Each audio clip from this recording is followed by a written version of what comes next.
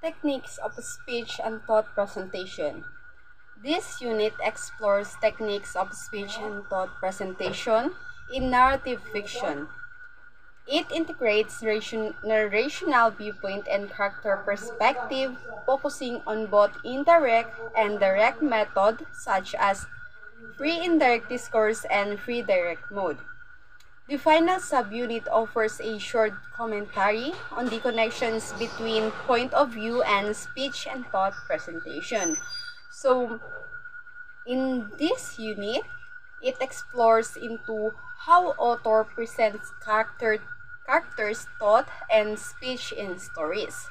We'll learn about different ways writers can do this, like showing a character's thought indirectly or directly. We'll also see how these techniques connect to with who's telling and whose perspective we are seeing. So it's all about understanding how writers use language to let us into their characters' mind and voices. Indirect discourse presentation. It involves techniques that shift the narrative focuses towards a particular character's perspective away from the basic narrative structure. So, di ba, when you're reading a story and it feels like you're right there with the characters, like, nafe-feel yun din yung kung ano yung nangyayari sa stories. So, that's the basic narrative structure. But sometimes the author wants us to focus more on what a specific character is thinking or saying. And that's the indirect discourse presentations comes in. So just like me, when I'm reading a story, Wattpad stories, sometimes, diba, umiiyak, natatawa, or pag like when you're reading, parang ako mismo, ako yung character, like, kung ano yung nangisip ng character, parang andun niya ako sa mismong sitwasyon. So, like when it focuses on just one character and you hear their thoughts or what they are saying instead of just seeing everything that happens in a story. The external narrative structure, known as the narrator's representation of action or NRA, encompasses all non-speech and non-thoughts phenomena in fiction world. The transitions into a character's speech and non-thought phenomena in the fictional world. The transition into a character's speech or thought can range from minimal reporting to detailed description. So the NRA, or representation of action, so this basically means all the steps that not speech or thought in the story. So this is like the background action. When we switch to a character's speech and thoughts, it can be done in different ways. Sometimes it's just a quick summary or of what they said or thought, and other times the author goes into a detail about it. Next is the narrative report of speech or thought. So marks this first step away from NRA, summarizing reported speech or thought while serving other narrative functions as well. So think that the narrative report as a window into character's mind. It's when you read Bob thought about his move, it's like you are peeking in both thoughts, gaining a deeper understanding of his emotions and feelings. It's a tool writers use to add layers to their characters and make the story more engaging. Narrative report of speech, or NRS, mode both as a mechanism for compressing a sequence of extended dialogue and as an ironizing device to critique degrades personages with characteristically false modesty. Fielding's narrator politely demurs from transcribing, such as repeatedly fine talk, thereby portraying a rid of effete the conversation of assembled societies. Of all the categories of the speech and thought framework, there is one mode that has come under particular scrutiny from a stylistic perspective.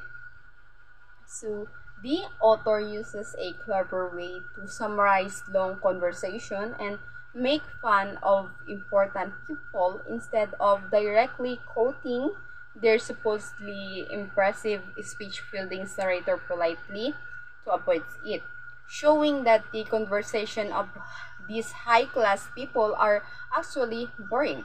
So this technique is called NRS, and its help fielding criticize how shallow some societies' interactions can be. Among all the ways authors write speech and the thoughts, this one NRS is especially interesting to study for its style.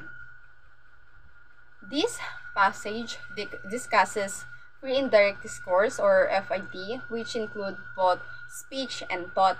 It's a narrative technique used in various ways and known by different names like Erlib, read, and style indirect libre. Stylists are interested in how it creates the impression of both character and narrator speaking at once. Often, they refer to as a dual voice. Unlike direct speech, the FID lacks reporting clauses and quotation marks but retains the features of indirectness. So, free indirect, both speech and thought, is important because it's used in many different ways and has a various names. Also, what's interesting here is that how it makes it seems like both character and narrator are talking at the same time, like having two voices in one. Unlike the direct speech in FID, there is no reporting clauses or quotation marks. So let's look at the example from Malcolm Lowry's book Under the Volcano, where Laurel is in Japan thinking about his future in and then suddenly switches to thinking about the weather. These general principles of FID apply to third-person narratives. Narratives which offer the opportunity to fashion a seeming split between the voices of character and narrator. What then of first-person narratives where narrator and characters may be one and the same entity?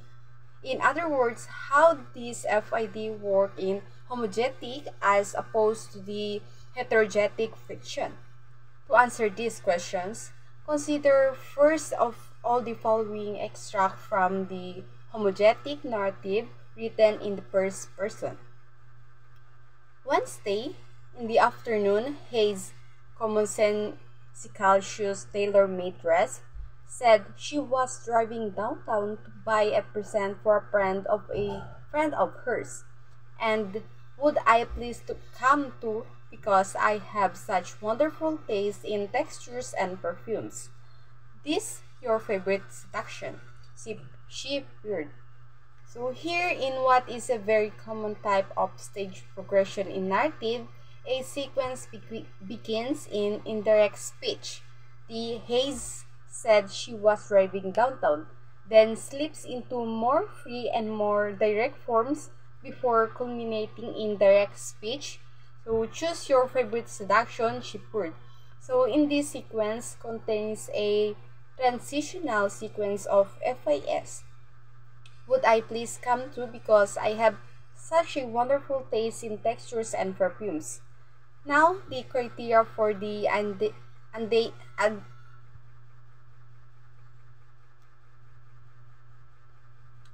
now the criteria for identifying FID in first person as opposed to third person narrative are slightly different because of a variation in overall pronoun system of the homogetic narrative. In reported speech, any second person pronouns used to address the character narrator are switched, not to the third person, but to the first person, whereas the FIS sequence highlighted does not capture the exact words that would have been said to the narrator. A direct speech rendition of it would "Will you please come too?" thereby bringing it into line with the actual DS sequence following Choose Your Favorite Seduction. So, although much of its stylistic import remains the same, direct discourse presentation and free direct modes of speech and thought presentation have a very different kind of stylistic currency compared to their counterparts in the free indirect modes. For example, free-direct thought or FDT is the mainstay of the so-called stream of consciousness technique of prose writing.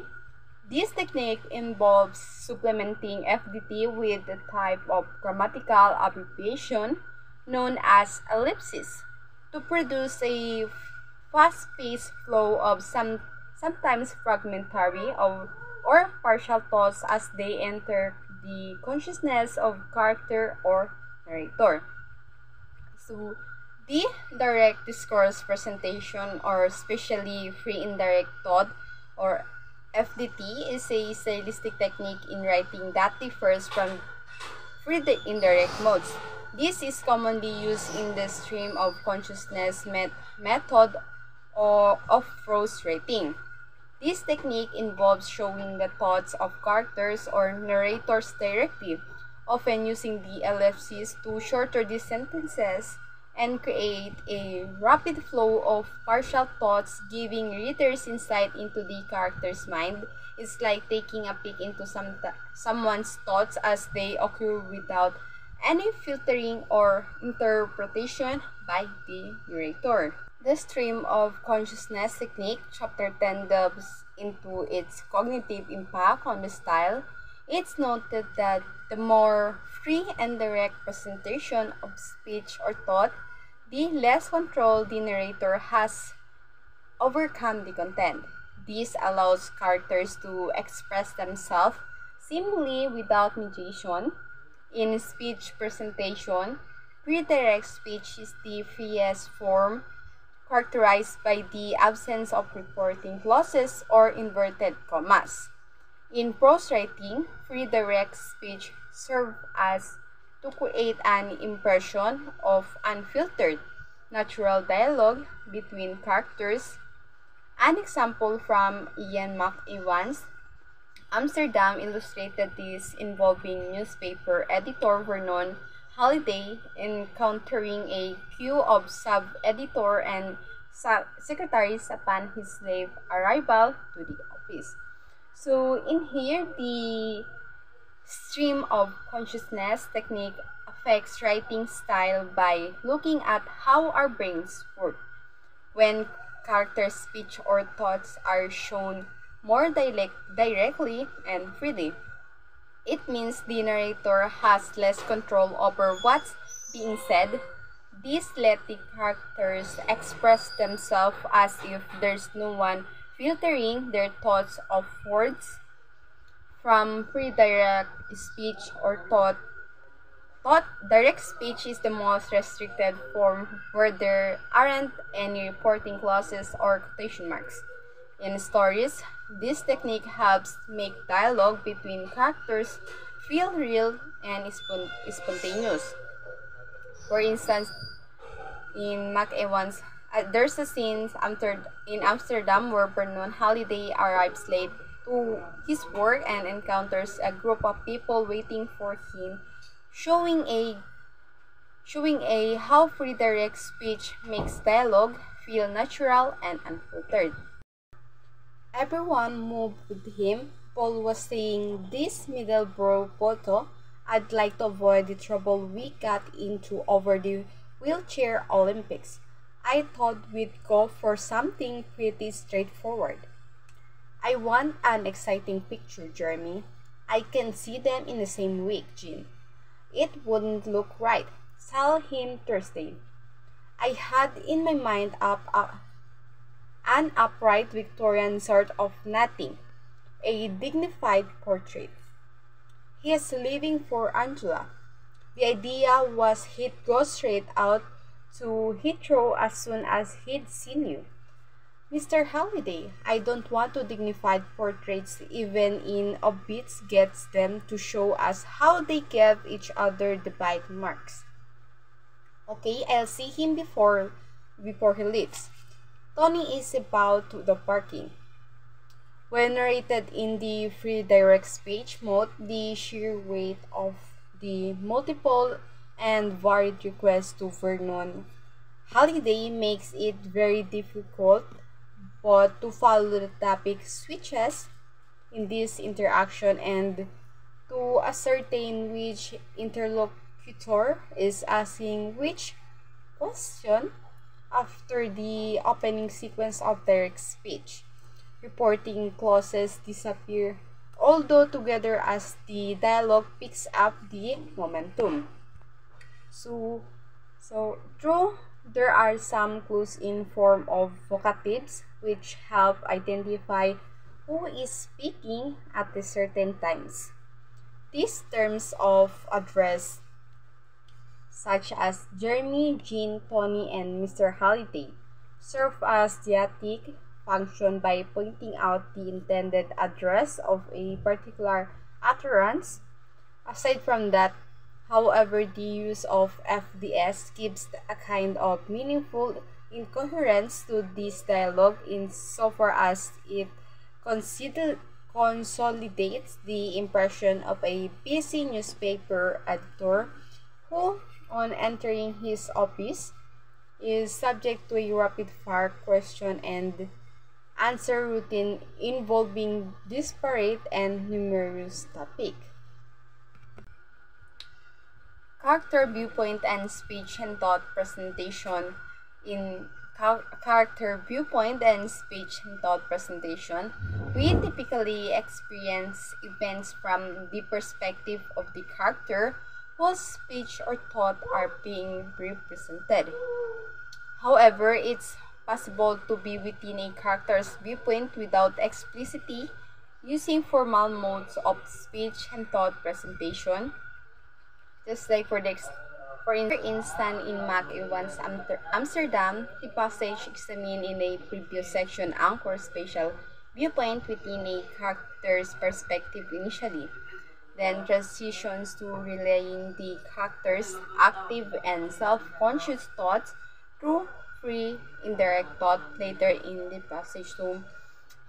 So just like when weird stories, we often see events from the viewpoint of the characters whose thoughts or speech are shown, but sometimes even without directly stating the character's thought, we can still be inside their viewpoint. For example, just given here of the McEwan's Amsterdam, the passage initially describes the surroundings from a character's thought are shared without explicitly stating them through something called free indirect thought. This technique let us experience the character's inner reflections and feelings even though it's not directly stated as their thought. So here are some examples of this speech. First is direct speech. This is when the character's exact words quoted within quotation marks. In this case, Sarah's exact words are, "I can't believe you did that."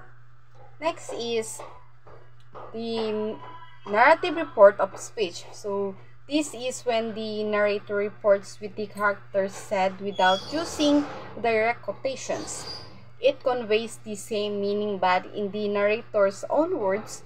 So instead of quoting Sarah directly, the narrator reports that Sarah exclaimed that she couldn't believe what had just happened.